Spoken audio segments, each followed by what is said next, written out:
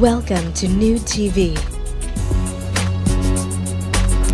Tiffany Knowles here from NEWD, and I'm here with two representatives from Caribbean Business Connection.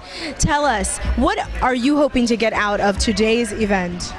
Well, Caribbean Business Connections is a membership organization. We're based in Long Island, and our role is to make sure that all of our members are connected and all of our members can grow and have very strong business and strategic alliances. So today what we hope to gain is an exposure to more business owners and professionals here in Brooklyn.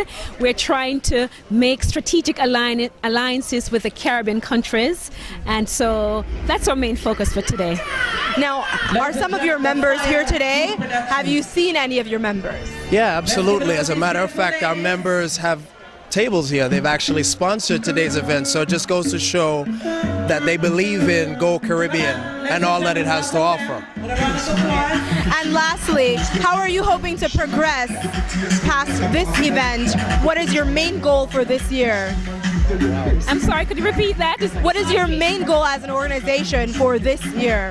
Okay, our main goal. Well, we are actually in the process of rolling out some really exciting and interesting services and products, and we are really working hard to make sure that happens in 2015. We have some outstanding signature events that we're planning to do in 2015 too, and Anif can speak a bit more about that. Some of the signature events that you are planning. Absolutely. I mean, you know, we don't want to try to speak too premature, but for the most part, we're looking forward to an exciting 2015 Caribbean Wine and Food Festival. Yeah, you like that, right? More and more networking, exposure to new restaurants and lounges. That's one of our strong points. Is our events are not just events. We make sure that we focus on Caribbean-owned establishments so that they get business, they get the recognition, and people get to network, which is really important for business growth.